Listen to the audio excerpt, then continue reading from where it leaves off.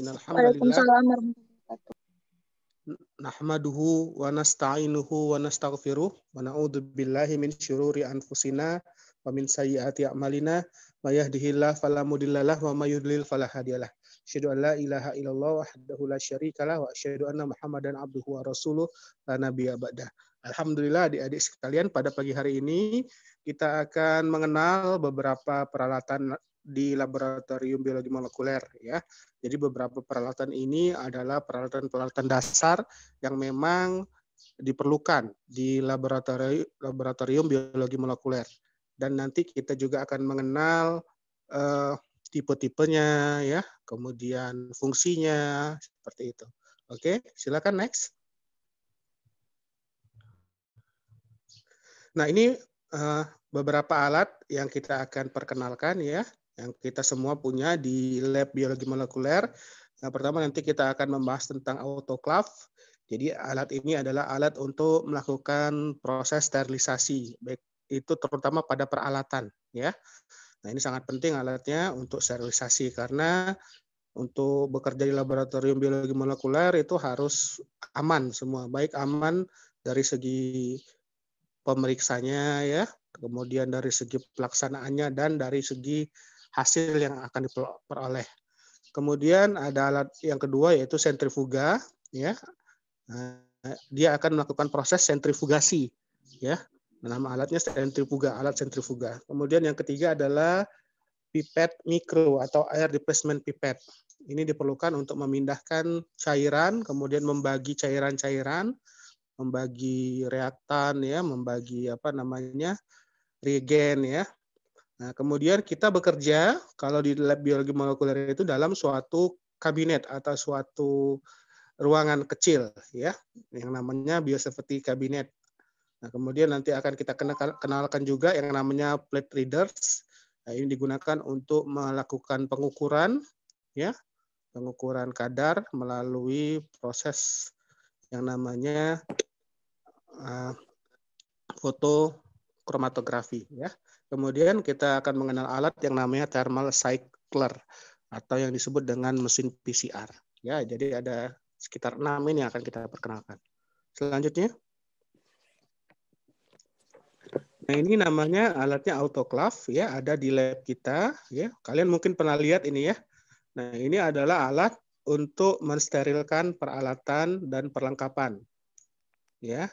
Jadi peralatan yang harus disterilkan, misalkan pinset ya, kemudian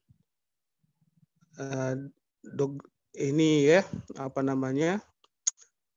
beker ya, jadi yang terbuat dari gelas ini bisa disterilkan di sini. Nah, kemudian yang terbuat dari besi ya bisa disterilkan. Dan alat-alat dari plastik juga ada yang bisa disterilkan di sini, tapi yang memang khusus bisa dilakukan autoclave. Nah, jadi autoclave ini adalah mesin ya yang menggunakan suhu ya bertekanan tinggi, dan biasanya prosesnya kurang lebih 15 menit sudah cukup. Nah, alat ini membutuhkan sumber listrik ya yang besar ya. Kemudian di sini dia menggunakan tekanan. Nah, jadi menggunakan tekanan ya. Jadi harus dikunci dengan rapat. Jangan sampai dia ini ada kunci yang tidak rapat. Nah, kemudian alat ini juga setelah selesai tidak boleh langsung dibuka, harus dibiarkan dulu biar dia uapnya keluar semua baru dibuka. Karena ada tekanan ya yang dibuat alat ini. Jadi tekanan ini maksudnya bukan untuk membunuh kuman, bukan, karena tekanan tidak bisa membunuh kuman ya. Tetapi tekanan ini adalah untuk meningkatkan suhunya. Jadi kalau dia diberi tekanan yang tinggi, suhu di dalam ruangannya itu akan menjadi lebih cepat meningkatnya ya. Nah, jadi tekanan ini dimaksudkan untuk meningkatkan suhu pada alat autoclave ini ya, sehingga suhu yang tinggi itu bisa membunuh mikroorganisme yang bisa menyebabkan kontaminasi pada lab ya. Selanjutnya, nah ini terutama tujuannya adalah untuk membunuh endospora ya. Jadi endospora itu adalah sel resisten yang diproduksi oleh bakteri. Nah, jadi endospora ini akan mati apabila dia dalam keadaan suhu yang sangat tinggi ya. Jadi pada suhu minimal 100 derajat Celcius. Tapi pada autoclave ini kita butuhkan suhunya lebih tinggi dari situ ya. Jadi 115 derajat Celcius atau lebih tinggi lagi. Nah, ini akan mematikan semua bakteri. Jadi bakteri, endospora, dan virus semuanya akan rusak dengan dilakukan pemanasan di autoclave. Ya. Selanjutnya. Nah, jadi pada suhu 121 derajat Celcius, endospora itu bisa mati dalam 4-5 menit. Jadi sangat kuat ya dia endospora ini ya. Jadi pada suhu 121 derajat saja dia perlu waktu 4-5 menit untuk mati. Nah, endospora ini adalah sel vegetatif dari bakteri, ya. Kemudian perhitungan waktu sterilisasi autoclave itu dimulai pada suhu autoclave mencapai 121 derajat. Nah, jadi nanti kita hidupkan dulu autoclave-nya, ya. Dia kan suhunya akan meningkat secara perlahan. Nah, 15 menit itu akan dihitung setelah suhu autoclave-nya mencapai 121 derajat Celcius. Ya. Jadi 15 menit itu dihitung setelah suhunya 121. Jadi dibiarkan dulu beberapa menit, tidak dihitung waktunya. Nah, kemudian setelah suhunya mencapai 121 derajat Celcius, baru dia dimulai penghitungan selama 15 menit. Ya. Nah, setelah 15 menit, proses autoclave itu akan berhenti pemanasannya. Nah, kemudian dia dibiarkan dingin dulu. Lama menunggu dinginnya ya. Kira-kira 1 jam lebih ya. 1 jam dibiarkan dulu, setelah dia dingin baru dibuka. Karena kalau panas-panas dibuka itu membahayakan juga, nggak boleh. Jadi harus ditunggu dulu, dia mesinnya mendingin dulu, baru kemudian kita bisa mengambil alat-alat yang sudah kita sterilkan di dalam autoclave. Nah, autoclave-nya ini macam-macam isinya ya. Ada yang 10 liter, ada yang 15, ada yang besar lagi gitu ya. Seperti itu. Selanjutnya. Nah, jika objek yang disterilisasi itu cukup tebal atau banyak ya, nah, transfer panas pada bagian dalam autoclave akan melambat. Nah, jadi tergantung jumlahnya. Jadi kalau dia semakin banyak alat yang kita sterilisasi dalam autoclave, dia peningkatan suhunya akan semakin lama untuk mencapai suhu 121 itu. Ya, jadi akan semakin lama dia. Nah, jadi pemanasan totalnya akan memerlukan waktu yang lebih lama. Ya. Nah, kemudian dilakukan pemanasan pada suhu 121 derajat selama 10-15 menit. Kemudian perpanjangan waktu juga dibutuhkan ketika cairan dalam volume besar akan diautoclave. Jadi cairan juga bisa kita lakukan di dalam autoclave, tapi dia harus di ini ya, di dalam botol kaca ya, bisa ya. Nah, jadi kemudian autoclave ini performanya bisa diuji dengan indikator biologi, contohnya Bacillus Stearothermophilus ya. Jadi kalau kita masukkan alat yang dikontaminasikan dengan bakteri ini, kemudian kita lakukan autoclave ya. Nah, kita lihat nanti apakah bakterinya sudah mati atau belum. Kalau dia belum mati berarti autoclave-nya error ya. Dia tidak mencapai suhu yang diinginkan atau tidak optimal performanya. Selanjutnya. Ada bahan-bahan yang tidak boleh di autoclave ya. Tidak boleh dimasukkan ke dalam mesin autoclave, yaitu bahan yang mudah terbakar ya, tidak boleh dimasukkan, atau yang reaktif, atau yang korosif, beracun, dan bahan radioaktif. Nah, ini bahan-bahan yang tidak boleh dimasukkan ke dalam autoclave, karena bahan-bahan ini apabila dimasukkan malah akan berbahaya, menyebabkan mungkin timbulnya ledakan atau kebakaran ya. Kemudian jangan pernah mengautoclave bahan-bahan pemutih ya, seperti baik clean seperti itu ya, atau pemutih kering atau nitroselulosa. Karena kedua senyawa tersebut bisa menimbulkan resiko kebakaran atau ledakan pada suhu yang tinggi. Kemudian gas lab ya, itu yang sudah terkontaminasi tidak boleh diautoclave gas lab itu ya. Gas lab itu dicuci dengan pemutih, ya, dibersihkan dengan layanan laundry atau binatu, atau juga ada juga gas lab yang bisa dibuang setelah dipakai, yang disposable ya, yang bisa dibuang, yang sekali pakai. Kemudian bahan radioaktif tidak boleh di autoclave, dan limbah patologis seperti bangkai hewan, bekas jaringan yang diperiksa, organ, darah gitu, dan sampah-sampah organik ya, limbah patologis itu tidak boleh di autoclave ya. Jadi kalau limbah-limbah tersebut dibuang dengan sistem limbah tersendiri ya, karena limbahnya tersebut infeksius, itu nggak boleh dimasukkan ke dalam autoclave. Selanjutnya ya, sudah ya, tadi autoclave sudah selesai. Selanjutnya alat yang kedua ini adalah sentrifugasi ya. Nah, teknik ini digunakan untuk meneliti di bidang biologi molekuler, ya, biologi sel. Bisa juga digunakan dalam proses industri. Jadi sentrifugasi ini adalah kita melakukan pemisahan cairan dengan endapan melalui proses pemusingan atau sentrifugal. Ya, nah, jadi alatnya ini akan berputar ini. Dan di dalamnya itu ada tempat untuk menaruh tabung. Itu alatnya seperti yang kalian lihat. Ya, ada tempat untuk menaruh tabung. Nah, kemudian akan dilakukan pemusingan atau pemutaran ya dengan kecepatan tertentu ya. Jadi kecepatannya bisa 1.000, 2.000 atau bahkan 12.000 dan 15.000 RPM ya kecepatannya. Nah, kemudian dalam menaruh ininya ya, menaruh spesimen yang ingin diputar itu harus seimbang ya. Jadi tidak boleh cuma satu yang diputar. Jadi harus seimbang, karena kalau dia tidak seimbang itu akan menyebabkan kerusakan alat ya. Selanjutnya. Nah, jadi proses ini menggunakan daya atau gaya sentrifugal untuk memisahkan campuran, sehingga nanti akan dihasilkan endapan dan cairan yang di atasnya ya. Nah, komponen yang lebih padat ya, atau yang lebih densitasnya lebih tinggi, dia akan bergerak menjauh dari sumbu sentrifuga ya, atau dia akan mengendap di dasar tabung ya.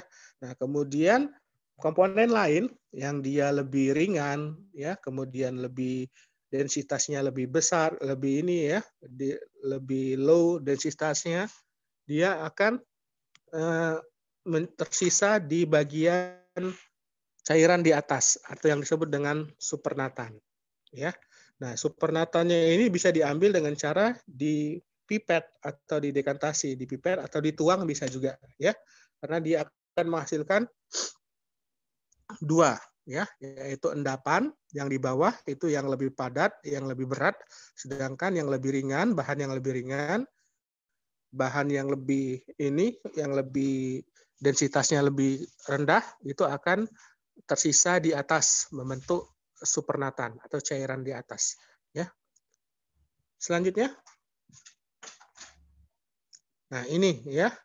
Jadi komponen yang lebih padat itu akan mengendap di bawah itu, yang gambar di bawah itu ya, ada sedimen. Ya, itu yang lebih padat, yang lebih berat. Nah, sedangkan komponen yang lebih ringan itu akan di atas ya. Nah, jadi dia akan berputar sehingga yang lebih berat itu akan mengendap dengan gaya gravitasi ya. Nah, untuk meningkatkan gaya gravitasi ya, kita perlu meningkatkan RPM-nya, meningkatkan kecepatannya sehingga reaksi pengendapannya itu lebih cepat dan lebih sempurna, sehingga endapan lebih bisa terkumpul dengan cepat dan sempurna ya. Selanjutnya, cairan yang tersisa itu disebut dengan supernatan ya. Nah, cairan ini kemudian bisa dituang atau ditarik dengan pipet ya. Nah, kita tergantung kita membutuhkan, kita mau memeriksa atau mau mengambil bahan yang mana, yang padat atau yang lebih cair ya, yang lebih ringan atau yang lebih berat. Itu kita bisa pilih dengan mengambil sedimennya atau mengambil supernatannya. Kalau supernatannya itu diambil dengan pipet atau dituang juga bisa ya. Selanjutnya, nah ini contohnya ya. Nah, kita melakukan sentrifugasi yang bertahap ya. Kita melakukan sentrifugasi yang bertahap. Misalkan kita ingin mengambil berbagai organel di dalam sel ya. Jadi sel itu yang pertama selnya itu dihancurkan dulu ya, dibuat homogen. Nah, kemudian dilakukan pemutaran yang pertama. Nah, pada pemutaran pertama ini RPM-nya dia tidak terlalu cepat ya. Jadi ditentukan RPM-nya berapa gitu. Misalkan 5.000 ya. Nah, jadi sel-sel yang masih utuh, kemudian nukleus, sitoskeleton itu akan berkumpul di bawah di bagian peletnya ya, di tabung nomor 2 itu. Nah, kemudian ada bagian-bagian yang lebih ringan ya, yang lebih densitasnya lebih rendah, yang lebih ringan. Nah, ini dia akan ini ya, dia akan berkumpul di bagian atas atau disebut dengan supernatan ya. Nah, jika kita membutuhkan nukleus atau sitoskeleton yang kita akan periksa, kita ambil peletnya yang pertama. Tapi jika kita tidak membutuhkan, kita membutuhkan organel-organel yang lebih ini, tolong yang lain diam dulu ya. Tolong yang lain diam dulu, di mute dulu. Oke, terima kasih. Nah, jika kita membutuhkan organel yang lebih ringan, kita bisa melakukan pemutaran lagi yang kedua, sentrifugasi yang kedua. Ya. Nah, pada sentrifugasi yang kedua dengan peningkatan ya, yang ini dibuang ya, yang peletnya dibuang, kita ambil supernatannya, kemudian kita masukkan ke dalam tabung yang baru, kemudian diputar lagi ya dengan kecepatan yang tinggi ya, sentrifugasi dengan kecepatan yang tinggi. Maka yang kita akan hasilkan adalah di bagian yang mengendap itu bagian-bagian seperti mitokondria, lisosom atau peroksisom. Ya, sedangkan di supernatannya itu bagian-bagian vesikel yang kecil-kecil, ribosom dan virus itu ada di bagian supernatannya. Ya, kalau kita mau periksa mitokondria, lisosom, peroksisom, kita ambil peletnya. Tetapi kalau kita mau yang lebih kecil lagi, seperti mengambil virus di dalam ini ya media tersebut, kita lakukan pemutaran lagi ya. Jadi diambil lagi supernatannya, kemudian diputar dengan kecepatan yang sangat tinggi ya, kecepatan yang sangat tinggi 15.000 RPM misalkan ya, sehingga nanti akan dihasilkan endapan yang lebih kecil ya. Endapan yang lebih kecil itu contohnya ribosom, virus atau makromolekul besar seperti DNA ya, seperti itu. Nah, ini bisa kita hasilkan dari sini. Selanjutnya. Nah, selanjutnya adalah mikropipet ya, atau air displacement pipette. Alat ini digunakan untuk mengambil atau memindahkan cairan dalam jumlah yang kecil secara akurat. Ya, jadi kita perlu memindahkan cairan-cairan dengan jumlah yang kecil. Misalkan waktu kita mau melakukan PCR ya, kita memerlukan enzim misalkan. Ya, memerlukan enzimnya sebanyak 10 mikroliter. Itu kan sangat kecil ya. Atau 20 mikroliter. Itu sangat kecil. Kemudian kita memerlukan DNA-nya ya. DNA-nya sebanyak 30 mikroliter misalkan. Itu kan sangat kecil. Nah, jadi kita akan lebih mudah memindahkannya dengan mikropipet ini.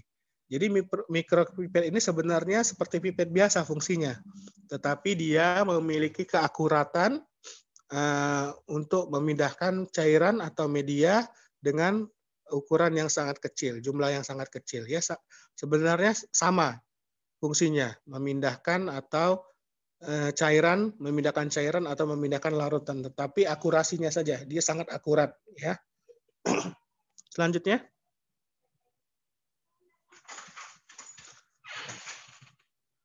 Nah, ini fungsinya adalah tadi seperti tadi yang dijelaskan, yaitu memindahkan cairan dalam jumlah mikro yang bisa dilakukan dengan cara akurat. Ya, kemudian sering juga disebut pipet otomatis, jadi bisa diatur presisinya, tinggi dan tingkat volume yang kita inginkan bisa kita setting ya. Kemudian alat ini juga mudah dipakai, nyaman ya, digenggam ya, jadi ringan alatnya. Kemudian ini sangat penting untuk mendukung aplikasi atau eksperimen yang sedang dikerjakan. Selanjutnya.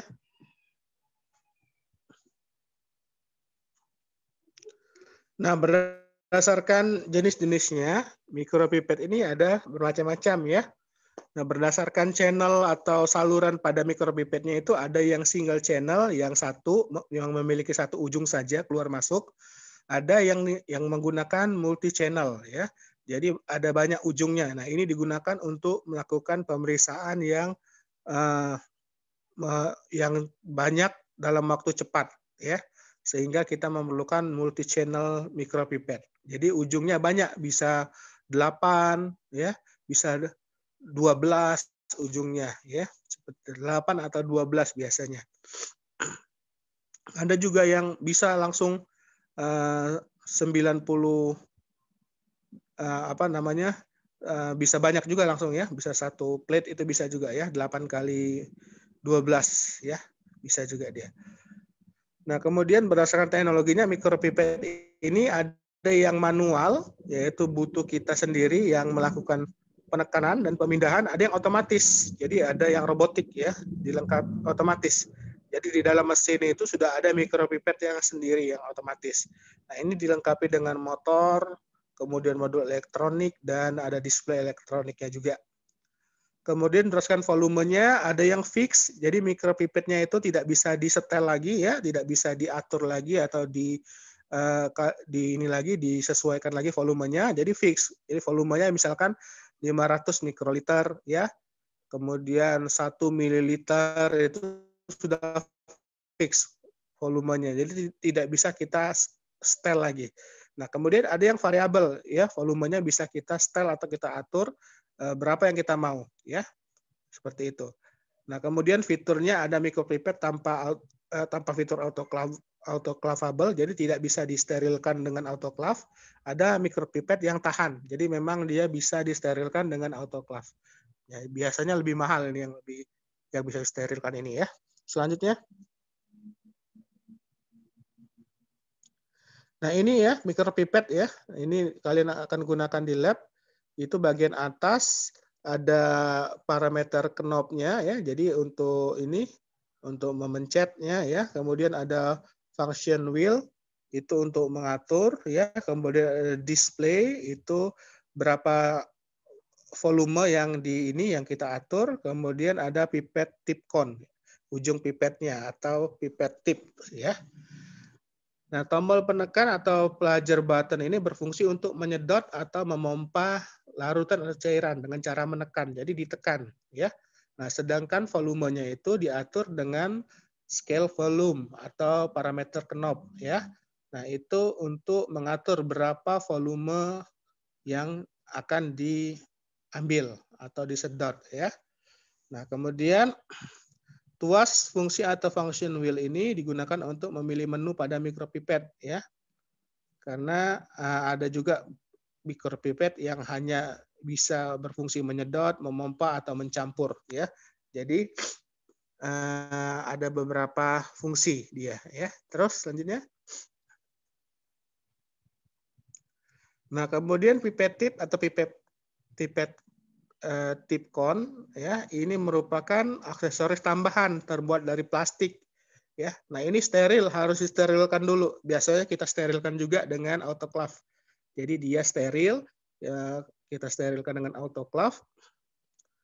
Nah, kemudian ini ukurannya bermacam-macam ya nanti ya. Kalau ada ukuran yang digunakan untuk volume 200 sampai 1000 ml ya. Ada yang 20 sampai 100 ml gitu ya. Nah, ini bermacam-macam nanti warna dan ukurannya ya. Nah, kemudian ada display elektronik ini untuk memberikan gambaran ya, berapa volume yang sedang kita setting atau sedang kita ambil. Ya, jadi seperti itu. Jadi ada alat yang namanya parameter knob ya, itu untuk menekan, untuk kita gunakan untuk menyedot atau membuang ininya cairannya, kemudian ada function wheel-nya, kemudian ada pengaturnya, ada display, dan ada pipet tip con ya. Selanjutnya, next. Nah, ini secara skematis lagi ya, yaitu balik. balik lagi. Oh, yang ini ya? Oh, yang ini ya, balik lagi yang ini. Oke, ini ya secara skematis. Jadi ada plunger button atau tombolnya tadi ya. Ini digunakan untuk menekan ya. Kalau kita menekan berarti kita membuang udara dari dalam pipet. Nah, udaranya itu dapat kita atur volumenya ya. Berapa? Ada yang namanya volume adjustment knob ya. Misalkan kita mau mengambil 500 mikroliter atau 800 mikroliter, itu bisa diatur. Nah, waktu kita tekan, udara itu akan keluar. Nah, jadi kita ya. Nah, kemudian waktu kita lepas tekanannya itu dari menarik volume cairan sesuai dengan volume udara yang keluar tadi. Ya.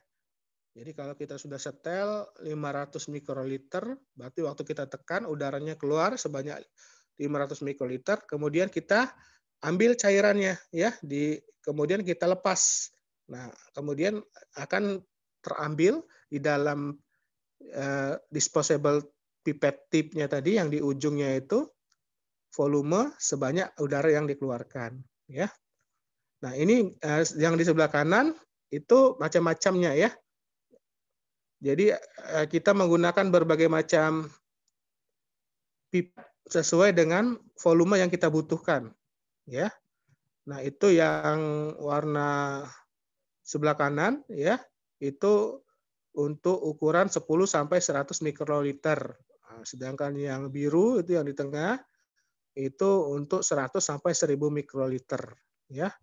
Nah, ada juga yang lebih kecil lagi, yang 1 sampai 10 mikroliter pipetnya.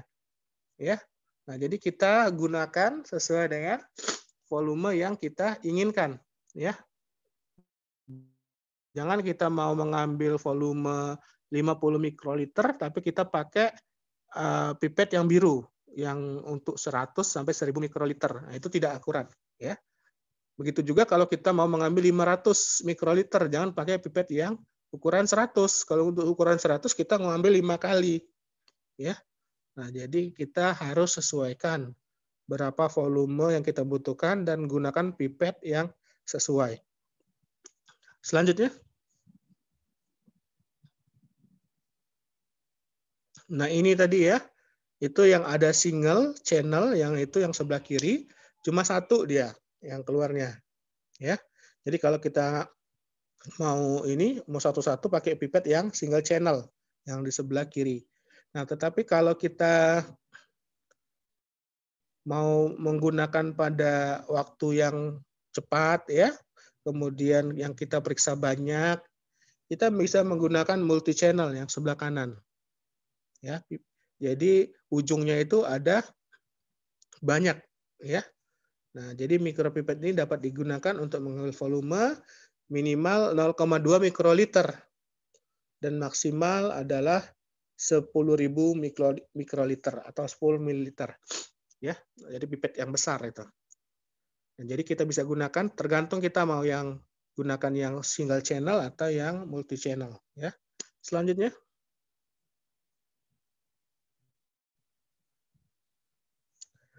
Nah, ini ujungnya tadi ya, mikropipet tip tadi ya, ujungnya. Jadi kalau yang ukuran volume maksimalnya 2 mikroliter, itu warnanya orange ya, berbagai macam warnanya ya. Ada yang 10 mikroliter warnanya merah ya. Nah, ini macam-macam. Jadi kita gunakan ujung pipet ya, ujung pipet tipsnya sama pipetnya yang sesuai.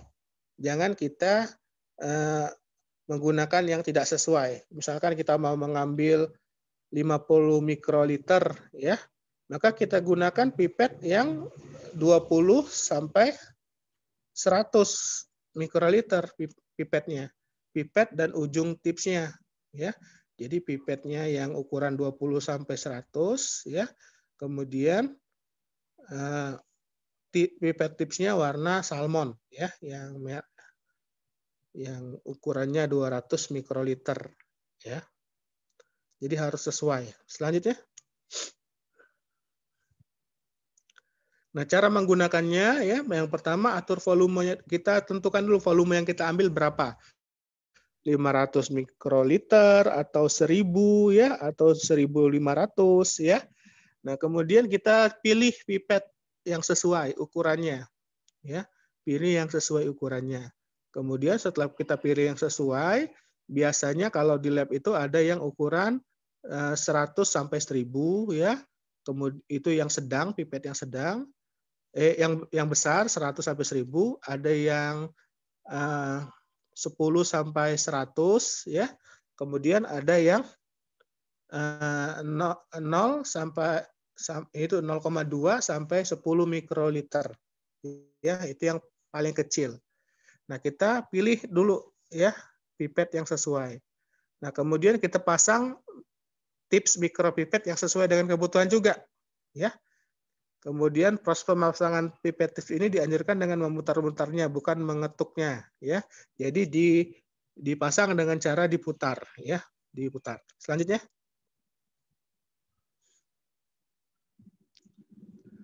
nah memegang mikropipet ini harus dengan keadaan yang nyaman, ya. Jadi santai megangnya. Jadi menyerupai kita memberikan like pada Facebook gitu ya. Tangannya seperti memberikan oke gitu ya. Jadi mikropipetnya tadi coba balik ke belakang ke gambar yang megangnya tadi. Terus nah ini ya. Nah, jadi megangnya seperti ini, seperti di back lah ya. Ini yang sebelah kanan, sebelah kiri ini ya. Jadi megangnya seperti ini.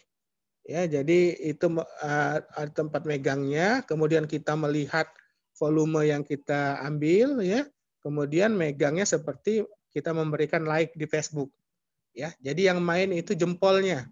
Jari-jari lain itu ada memegang pipetnya, sedangkan untuk menekan ininya tombolnya itu adalah jempol. Ya, seperti itu. Jadi santai.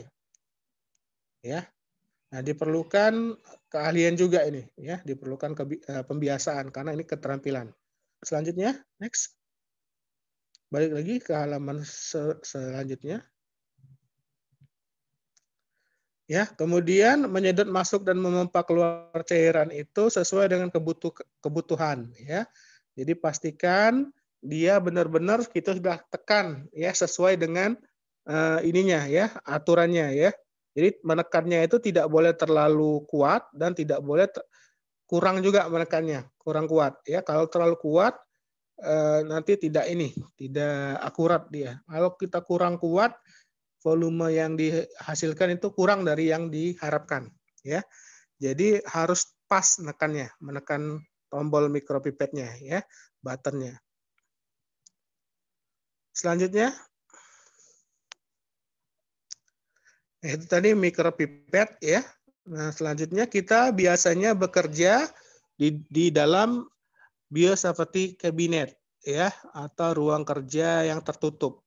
Nah, tujuannya adalah untuk melindungi kita sebagai peneliti, sebagai pemeriksa dari kontaminasi, ya, karena yang kita periksa itu kadang darah, ya, kadang virus, ya, itu sangat berbahaya. Jadi kita lakukan pekerjaannya di dalam biosafety cabinet seperti ini, ya, seperti lemari kaca. Nah, kita bekerja di dalamnya. Nah, sebelum digunakan, biosafety cabinet ini harus disterilisasi dulu. Jadi di dalamnya itu biasanya ada lampu ultraviolet, dihidupkan dulu lampunya selama 15 menit. Nah, sehingga semua bagian mati. Ya, semua bagian-bagian yang bisa mengkontaminasi itu bisa mati, ya. Nah, kemudian alat-alatnya juga dimasukkan dalam situ sekalian disterilisasi dengan ultraviolet. Nah, tujuannya adalah biar kita bekerja dengan aman, ya, dari bahan-bahan yang terkontaminasi atau berpotensi menyebarkan patogen. Ya, karena kita bekerja dengan serum, ya, kemudian dengan sel, ya, dengan virus atau bakteri. Jadi ini merupakan salah satu usaha untuk keamanan dalam bekerja, ya. Selanjutnya,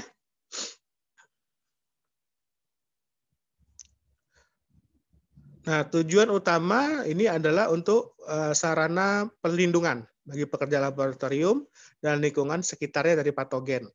Nah, di dalam ini biosafety kabinet ini ada saringan udara ya yang dibuat dari HEPA ya. HEPA ini adalah bahan saringan khusus yang sangat kecil ininya, apa namanya?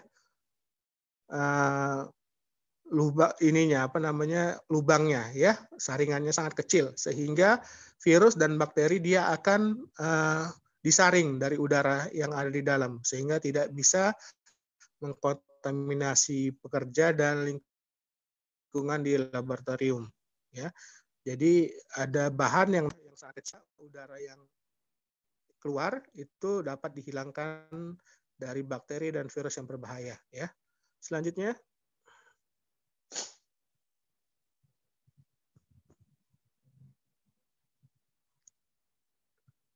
nah berdasarkan kelasnya atau tipenya ya, biosafety kabinet ini ada 3 kelas, yaitu kelas 1 ya, itu kecepatan minimum saringannya adalah 0,38 meter per second.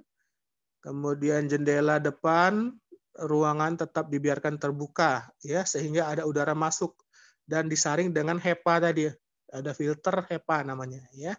Nah, dalam kelas 1 ini memang ada resiko untuk kontaminasi pada sampel, tapi tidak ada resiko untuk kontaminasi kepada ini, kepada pemeriksa ya. Nah, jadi dia disebut dengan biosafety kelas 1 ya. Kalau yang kelas 2 ada 2 proteksi, yaitu produk sampel itu diproteksi dan lingkungan juga diproteksi. Kalau kelas 1 tadi cuma lingkungan aja yang diproteksi ya. Nah, kalau kelas 1 tadi masih ada kemungkinan kontaminasi pada sampelnya.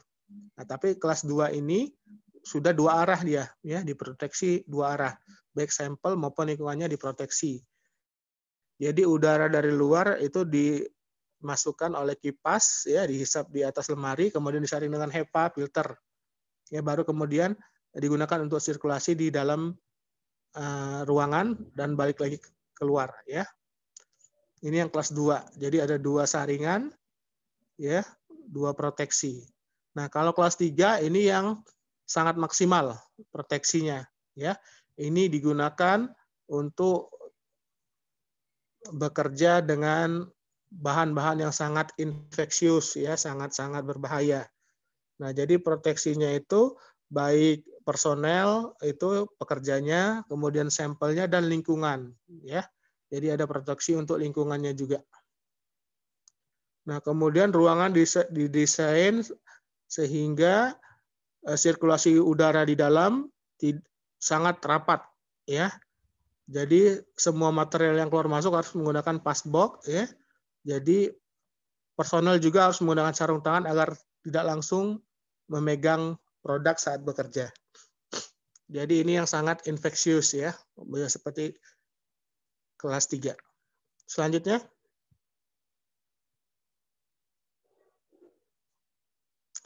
Nah, ini adalah yang keempat ya, yaitu kita mengenalkan alat yang namanya plate readers.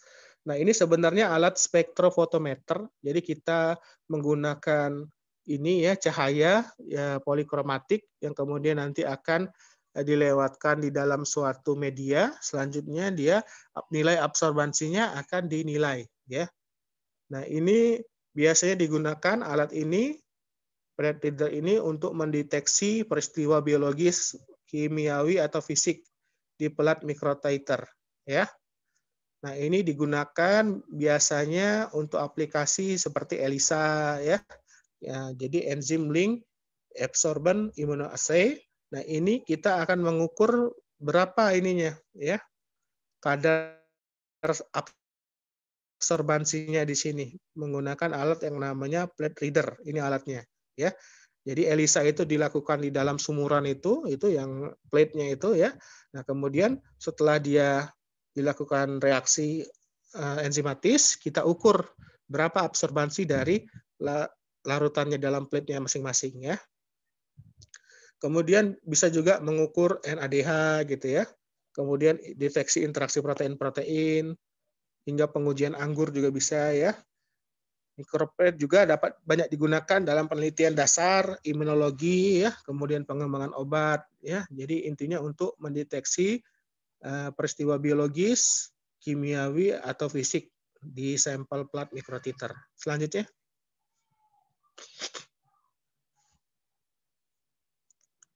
Nah, alat ini sangat berguna karena dia dapat meminimalkan waktu operasional, ya, kemudian meningkatkan proses dan efisiensi serta menghemat biaya. Ya, jadi banyak sampel itu bisa sampai 98 sampel diperiksa dalam satu kali, ya. Nah, jadi bisa sangat cepat dan meminimalkan waktu operasionalnya, ya. Kemudian sampelnya itu platnya itu ada bisa digunakan sampai 1536 plat. Jadi ada plat yang lebih gede lagi dari situ, ya. Yang kita lihat di gambar ini yang ukurannya 96 platnya. 96 plat. 96 sumuran. Selanjutnya.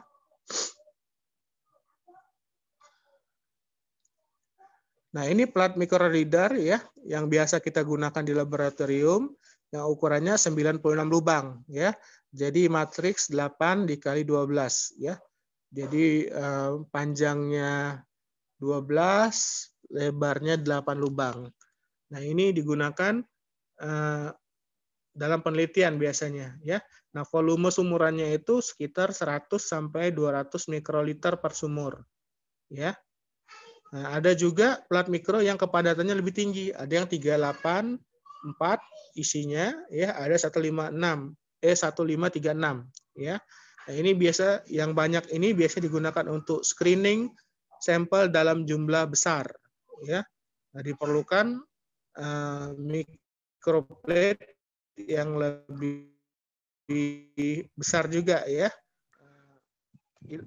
yang lebih begini, ya. Selanjutnya.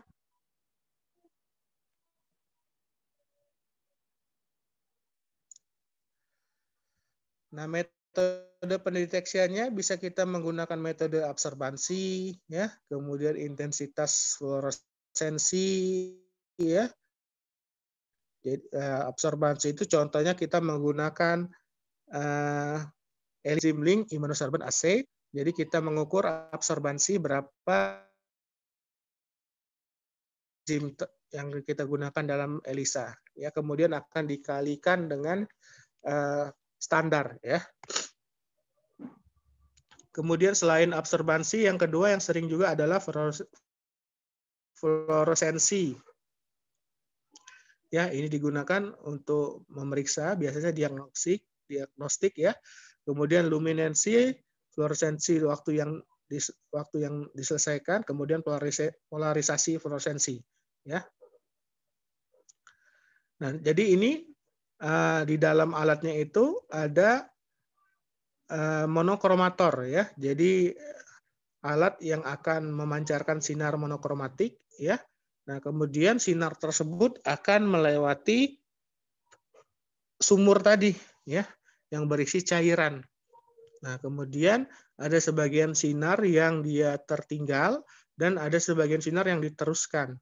Nah, sinar yang diteruskan ini akan ditangkap oleh sensor, ya, sehingga akan didapatkan nilai absorbansi atau serapan dari media yang dilalui, ya. Nah, jadi kita tinggal itu seperti itu yang di bawah, kita memasukkan microplate, ya, tadi yang isinya 96 atau 300 berapa tadi, ya. Kalau yang banyak satu juga bisa, ya. Kalau kita cuma punya satu atau dua sampel, ya, satu sumur atau dua sumur dimasukkan di situ bisa juga. Yang diisi cuma satu atau dua, jadi tidak seluruh plate-nya kita isi semua, ya. Kadang-kadang kita cuma ngisi 10 bisa juga. Ya, jadi tinggal diatur plate mana yang akan kita ukur, nomor berapa, ya. Itu dikasih nomor plate-nya. Kan tadi kan 8 kali 12, ya, nomor 1, 2, 3 itu diukur dari situ. Selanjutnya.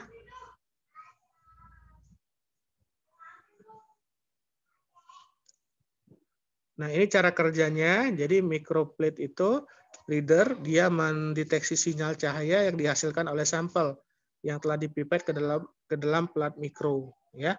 Jadi dia mendeteksi cahaya yang sudah melewati sampel. Jadi cahaya yang diteruskan, ya. Nah, kemudian cahaya tersebut akan diterima, ya, diterima oleh receiver, ya, penerima. ya. Kemudian akan diukur dengan detektor, biasanya disebut dengan PMT atau photo multiplier tube, ya. Jadi dia akan diterima oleh detektor yang namanya PMT ini, ya. Nah, PMT ini kemudian akan mengubah foton menjadi listrik yang kemudian akan dikalkulasikan menjadi angka-angka sehingga akan didapatkan berapa absorbansinya, ya. Nah, absorbansi itu dari 0,1 ya sampai 0,8 biasanya, ya. Absorbansi itu. Kalau dia lebih dari 0,8 berarti dia terlalu pekat cairannya, harus diencerkan. Ya, jadi absorbansi yang baik itu tidak lebih daripada 0,8 ya. Selanjutnya. Nah, ini ya.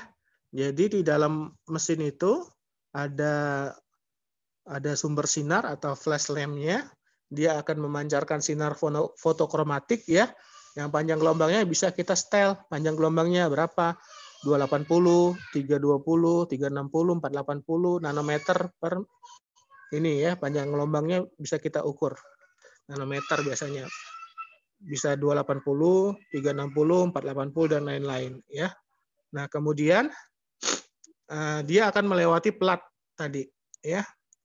Nah, setelah dia melewati plat, dia akan diterima oleh PMT detektor, ya, sinyal listrik yang kemudian akan dikalkulasikan menjadi angka serapan, ya. Selanjutnya, ini yang tes yang paling umum yang digunakan dalam plate reader ya, yang menggunakan plate reader biasanya itu ELISA yang paling sering ya. Kemudian tes pertumbuhan protein dan sel ya, kemudian interaksi protein, ada tes reporter, bisa kita juga mengukur jumlah asam nukleat ya. Nah, asam nukleat ini kita ukur kemurniannya bisa ya, dan konsentrasinya juga bisa. Ya, kalau asam nukleat ini kita ukur pada panjang gelombang 260 nanometer, ya, panjang gelombang 260. Kemudian kalau untuk mencari kontaminasinya 280, ya. Jadi 260 per 280 nanometer. Kemudian aktivitas enzim, toksisitas sel, ya, klorofilasi dan viabilitas. Nah, ini juga diukur dengan microplate reader ini juga bisa. Jadi kita misalkan kalau untuk viabilitas sel itu kita misalnya kita menanam sel di dalam microplate atau sumuran ya, kita menanam sel.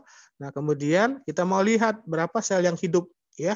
Nah, kemudian kita ambil zat pewarna ya, zat pewarna khusus. Nah, kita lihat kalau zat pewarna itu kalau di dalam sel dia selnya hidup ya, dia bisa menyerap gitu ya. Nah, kemudian nanti kalau sel mati dia tidak bisa menyerap warna. Nah, kemudian nanti akan diukur berapa ininya ya. Dikuantifikasikan. Selanjutnya. Nah, selanjutnya ini yang terakhir yaitu thermal cycler. Ini dikenal juga sebagai dengan mesin PCR atau penguat DNA atau DNA pengkopi DNA ya. Jadi alat ini adalah alat yang digunakan untuk reaksi PCR ya, polymerase chain reaction. Nah, ini menggunakan prinsip pengaturan suhu ya. Jadi digunakan prinsip pengaturan suhu. Jadi alat ini bisa menaikkan dan menurunkan suhu ya, yang diatur waktunya bisa ya. Jadi bisa naik suhunya pada suhu 95 derajat selama 1 menit, kemudian turun ke 70 derajat sebanyak 1 menit gitu ya, atau 2 menit, kemudian naik lagi seperti itu. Jadi namanya thermal cycler ya. Nah, ini digunakan sebagai alat untuk diagnostik ya. Bisa juga untuk alat sebagai ini ya, sebagai mesin untuk inkubasi enzim-enzim restriksi atau enzim-enzim pencernaan ya, restriksi. Nah, mesin ini mempunyai blok termal, jadi mempunyai beberapa blok yang berbentuk lubang-lubang ya, yang dapat menahan campuran reaksi sehingga suhunya dapat diatur dengan program ya. Selanjutnya.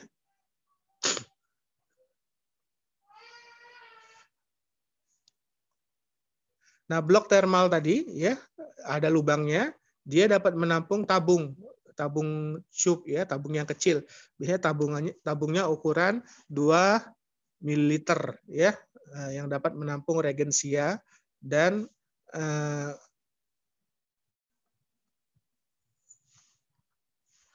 enzim-enzim ya, enzim-enzim untuk PCR. Nah, kemudian thermocycle ini dapat mengontrol suhu naik dan turun sesuai dengan program ya, sehingga akan terjadi yang namanya reaksi polimerasi chain reaction. Selanjutnya. Nah, ini bentuk mesinnya ya. Nah, di dalam tadi itu yang di dalam yang ditunjuk oleh panah itu adalah blok-bloknya tadi. Nah, itu berisi lubang-lubang ya. Nah, di dalam lubangnya itu bisa kita isi dengan tabung kecil ukuran 2 ml ya, 1,5 sampai 2 ml yang di dalamnya berisi DNA-nya ya, berisi enzimnya sehingga dapat terjadi reaksi PCR di situ ya. Selanjutnya.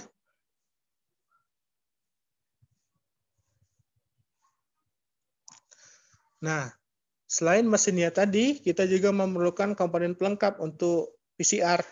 Ya, kita memerlukan enzim Taq polimerase. Nah, enzim ini digunakan untuk memperbanyak DNA. Kemudian kita juga membutuhkan primer, di mana primer ini adalah cetakan, ya, yang dibutuhkan untuk memulai terjadinya pemanjangan DNA. Ya, biasanya primer ini berupa single stranded DNA ya. Jadi primer ini ada dua dia, ada yang primer maju dan primer mundur ya. Selanjutnya, nah selain tadi kita perlu enzim dan primer, kita memerlukan DNA template ya. Jadi DNA yang digunakan untuk pemeriksaan yang kita tuju. Misalkan kita mau memeriksa gen apa, misalkan kita mau memeriksa gen Adam33 ya, gen Adam33 ini ada di kromosom nomor berapa ya. Kemudian bagian mana yang kita akan perbanyak ya. Kemudian kita rancang primer yang sesuai. Nah, kemudian kita juga membutuhkan gen yang kita akan periksa yang namanya DNA template ya. Kemudian kita membutuhkan nukleotida juga ya, ada adenin, guanin, sitosin dan timin. Ini dibutuhkan. Kemudian keseluruhan tadi bahannya digabung dalam satu tabung kecil ya. Kemudian ditambahkan juga kofaktor yang dibutuhkan oleh enzim dan dia akan melewati siklus pemanasan dan pendinginan yang berulang-ulang di dalam mesin PCR. Ya, jadi dipanaskan, diturunkan lagi, kemudian dinaikkan lagi suhunya. Selanjutnya.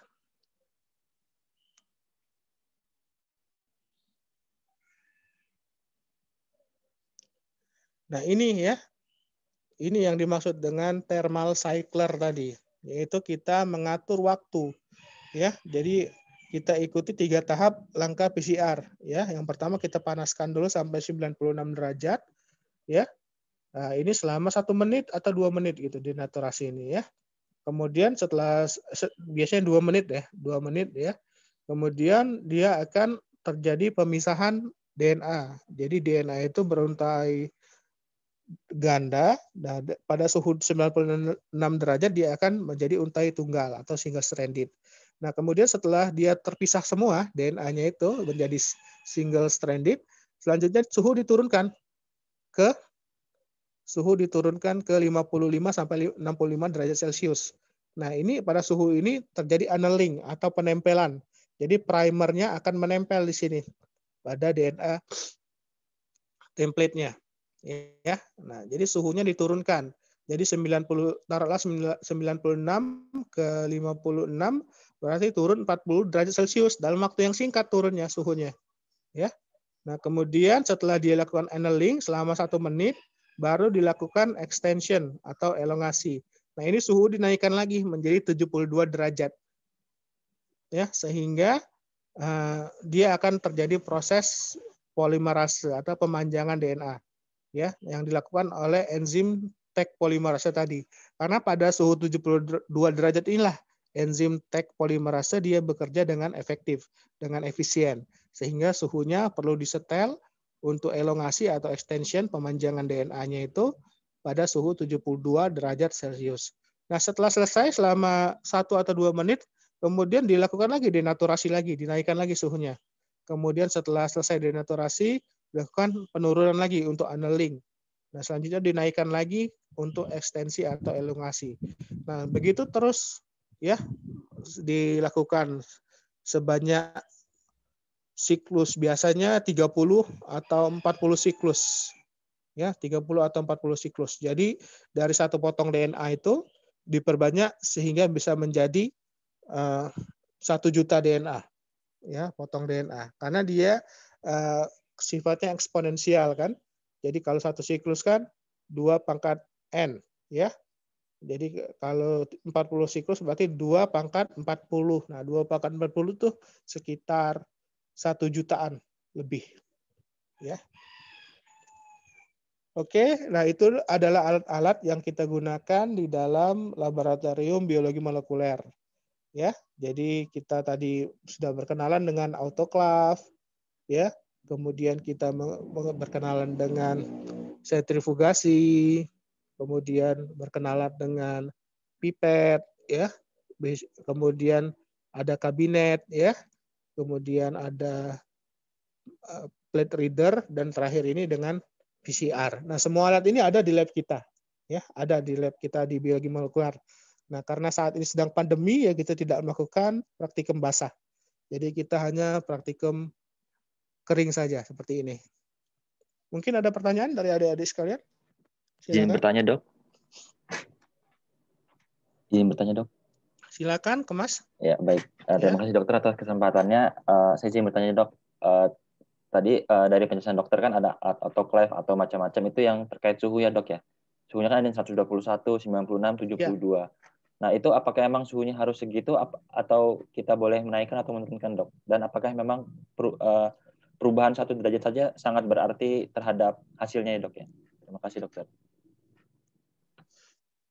Kalau untuk autoclave itu memang biasanya standarnya 121 derajat Celcius. Karena untuk membunuh endospora tadi ya, endospora tadi itu akan mati dalam waktu 5 menit di dalam suhu 120 derajat Celcius. Nah, jadi kalau kurang dari situ, ya itu tidak standar alat autoclave-nya. Kalau suhunya kurang dari 121 derajat, ya.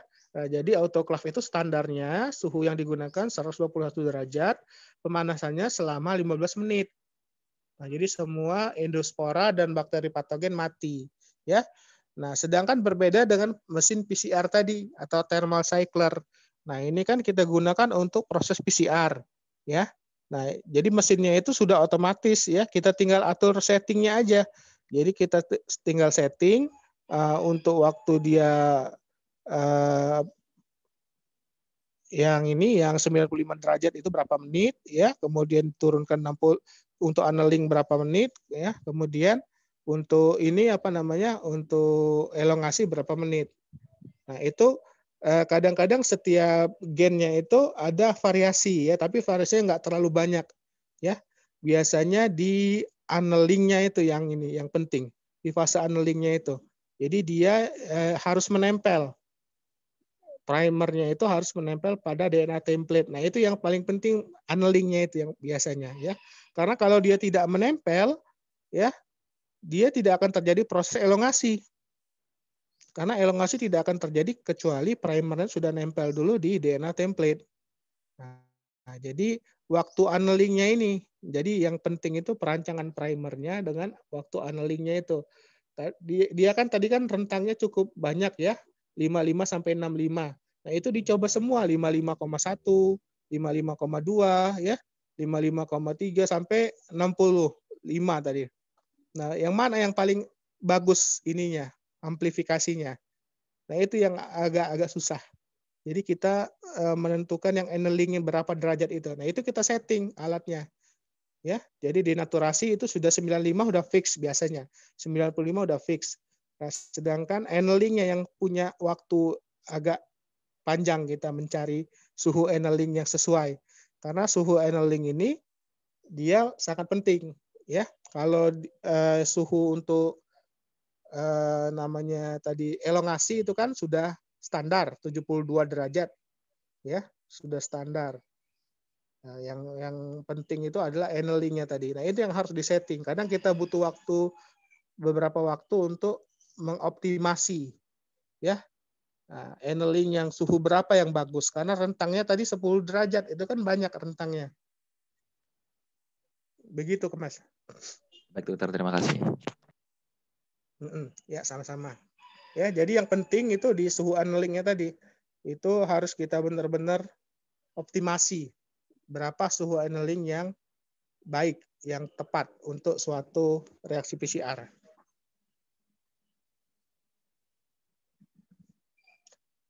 Ada lagi yang mau tanya? Silakan.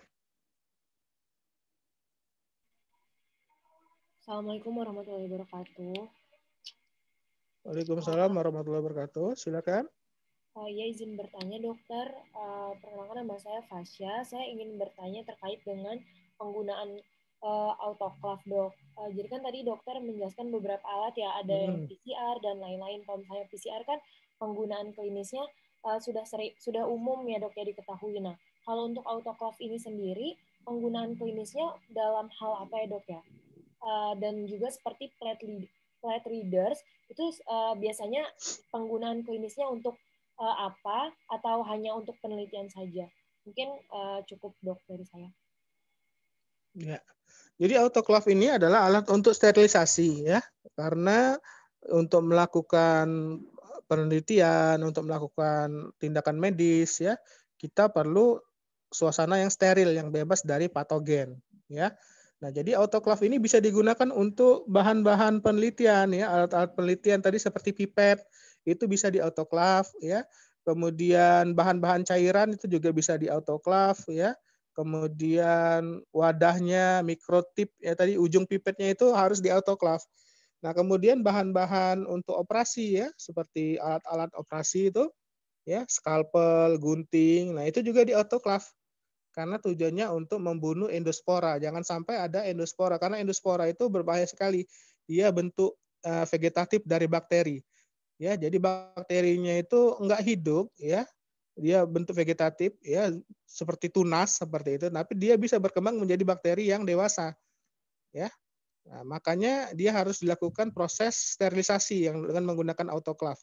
Nah, autoclave ini minimal suhunya itu ya, harus 121 derajat dan dilakukan selama 15 menit ya. Jadi semua alat yang kita mau pakai itu harus di autoclave ya. Kemudian baju lab itu nggak usah di autoclave, itu harus dicuci aja, dicuci dengan yang kering dengan apa namanya pemutih ya, dikasih pemutih, kemudian di sinar ultraviolet bisa ya. Jadi autoclave ini salah satu metode sterilisasi alat ya.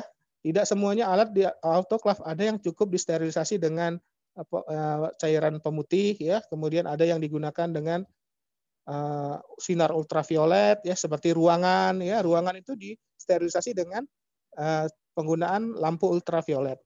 Nah, kemudian untuk plate reader biasanya yang kita gunakan ini adalah untuk ELISA ya, jadi mengukur absorbansi pada ELISA. Nah, kan pada ELISA itu kan kita mengukur konsentrasi ya, konsentrasi protein misalkan ya, atau mendeteksi adanya antigen ya. Nah, ini menggunakan prinsip ELISA ya. Nah, ELISA ini kan menggunakan enzim. Nah, enzim itu akan kita tambahkan substrat sehingga dia akan mengubah substrat tersebut menjadi produk yang berwarna. Nah, warnanya inilah nanti yang akan kita ukur melalui absorbansi. Ya. Nah, absorbansinya itu didapatkan dari mesin tadi. Jadi sumuran atau plate dari ELISA itu kita masukkan ke dalam mesin, nanti mesin akan membaca absorbansinya berapa. Ya, misalkan 0,5, 0,4 absorbansinya ya. Kemudian baru nanti akan dikalikan dengan standar. Nah, kita sudah punya standar dulu. Jadi kalau 0,5 kadar proteinnya berapa sih gitu. Ya, kadar antigennya berapa kalau 0,5. Kalau 0,4 berapa? Jadi sudah ada standarnya dulu. Kita buat dulu standar sebelum kita lakukan ELISA. Nah, kemudian ELISA ini plate reader ini juga bisa kita gunakan untuk mengukur misalkan tadi kadar DNA ya, kadar DNA yang kita gunakan untuk penelitian atau untuk pemeriksaan. Kalau kadar DNA tadi digunakan panjang gelombangnya 280 dan 260. Kalau ELISA itu biasanya 450 atau 430 gitu. Kemudian untuk mengukur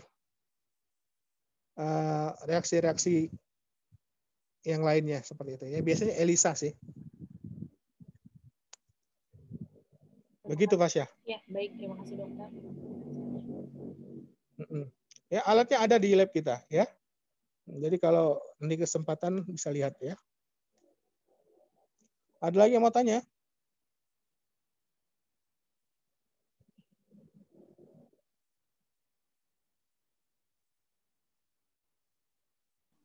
Izin bertanya, Dok. Ya, silakan. Izin bertanya, Dok. Sebelumnya, nama saya Dwiki. Dok, saya kebetulan juga sudah penelitian, yaitu juga menggunakan alat-alat sterilisasi yang terutama autoclave. Nah, tetapi dalam penelitian saya itu, tadi kan disebutkan bahwa endospora itu dapat mati pada suhu 121 derajat 3-4 menit. Nah, 4-5 menit. Nah, pada penelitian saya itu tidak hanya menggunakan autoclave saja, tetapi kadang menggunakan oven di mana untuk mensterilisasi alat, ovennya digunakan 150 derajat Celcius selama 10 menit. Nah, itu apakah ada perbedaan ya, Dok, ketika kita alat sterilisasi menggunakan oven dengan menggunakan autoclave? Terima kasih. Ya, sama-sama. Kalau menggunakan oven, dia biasanya suhunya bisa lebih tinggi ya daripada 121 ya. Tadi contohnya 150 selama 10 menit. Nah, itu nggak masalah.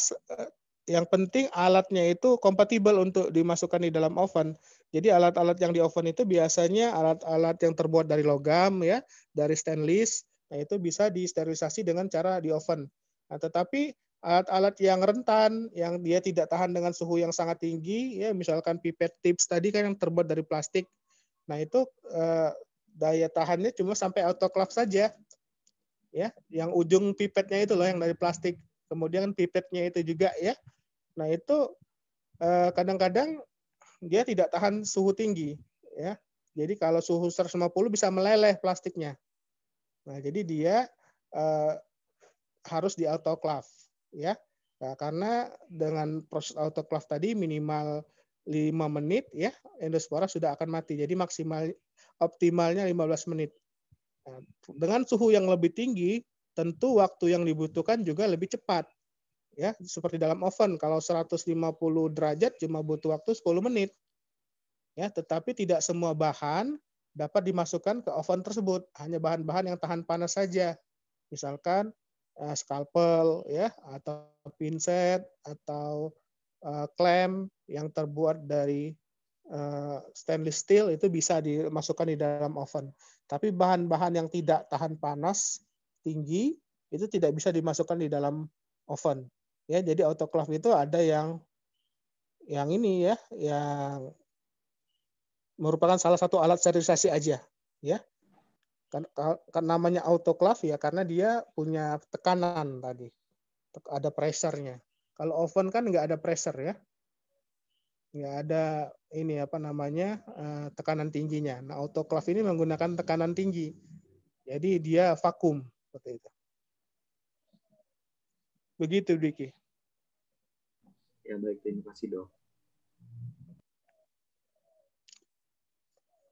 Ada lagi yang lain?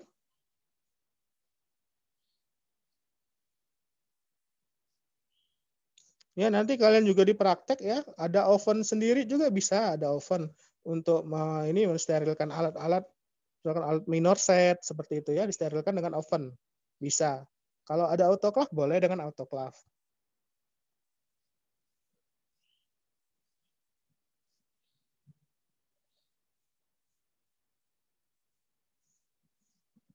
Ada lagi yang mau tanya?